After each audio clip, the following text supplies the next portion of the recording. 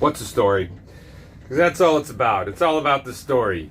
You know, we've got people in the world suffering from hyperinflation.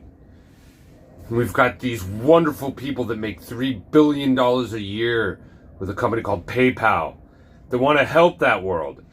But they're too busy, so they join forces with an Oxford graduate who's definitely out to please daddy and show him how he can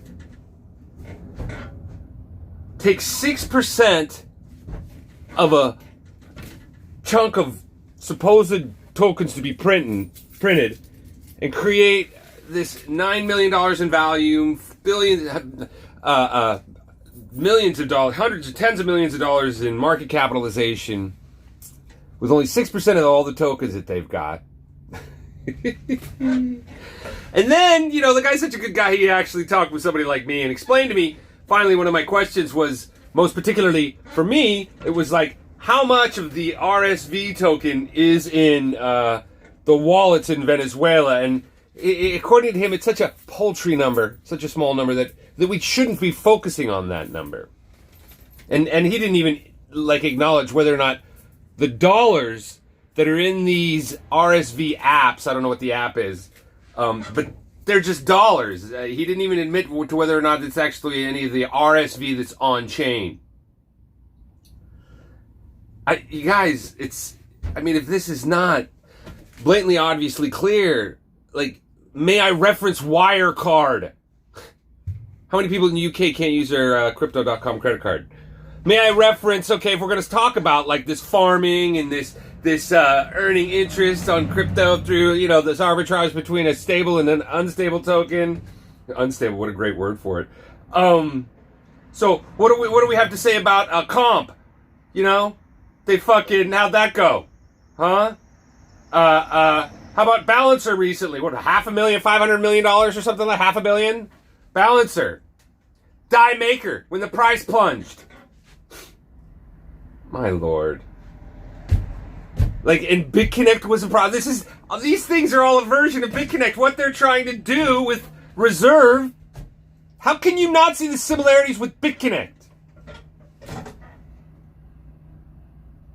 Like, if it was all on chain, you know, if you look at like P3D, Manischewitz, like that one there is like even more legitimate. These what I used to call a virtual deposit contract. I think only PITcoin and Pyra are the only two that have a virtual deposit contract where everything's transparent, everything's immutable, and the success is based exclusively off of participation, which I should rename to interest, because interest in the world we know it comes from kleptocrats, comes from bankers, it comes from a very limited, small group of people that want to control a large group of people.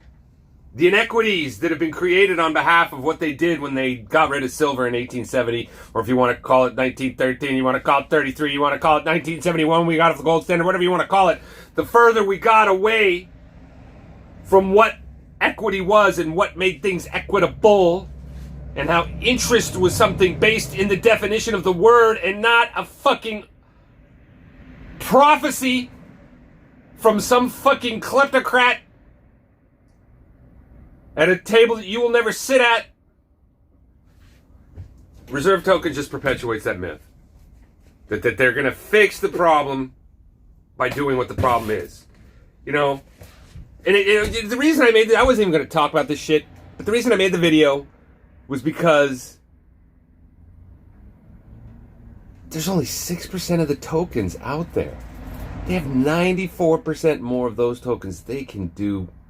You know, they say that they're going to only release them in a certain amount, and they're going to give a 4-week window for it, and it's all going to be, it's going to be legitimate. But all of it's a fucking promise.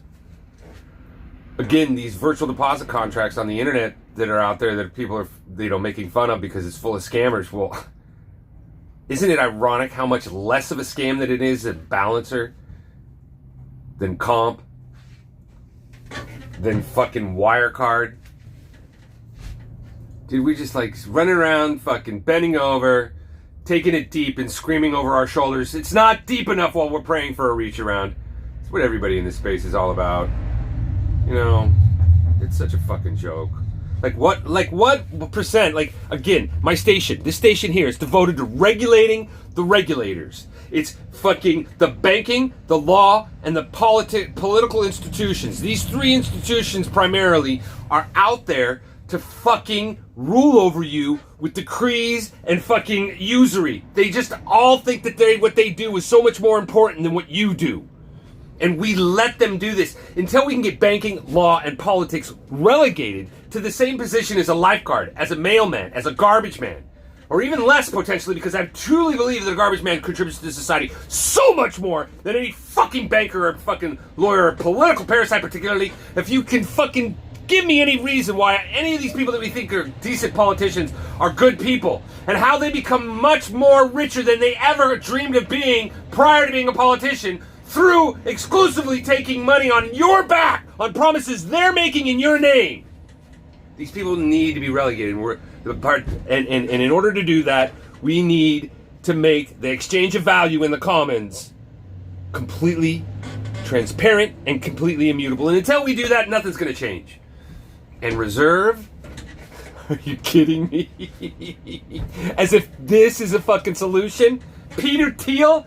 He's making billions and billions of dollars a year simply fucking running his own private blockchain that's regulated by the same scumbags that have created all the problems in the world in the first place. Yeah, but the story is he's a good guy. And he's coming in, and we're going to help all the people down in South America and all over the planet, Zimbabwe, that are experiencing hyperinflation by pegging something to the dollar. Oh, they did add gold in there. Hint, hint, hint, nudge, nudge. I don't know, if you ask me, in the long run, silver's what it's all about, and I gotta get this phone. You guys are the man! You guys are the greatest! Thank you for watching my garbage!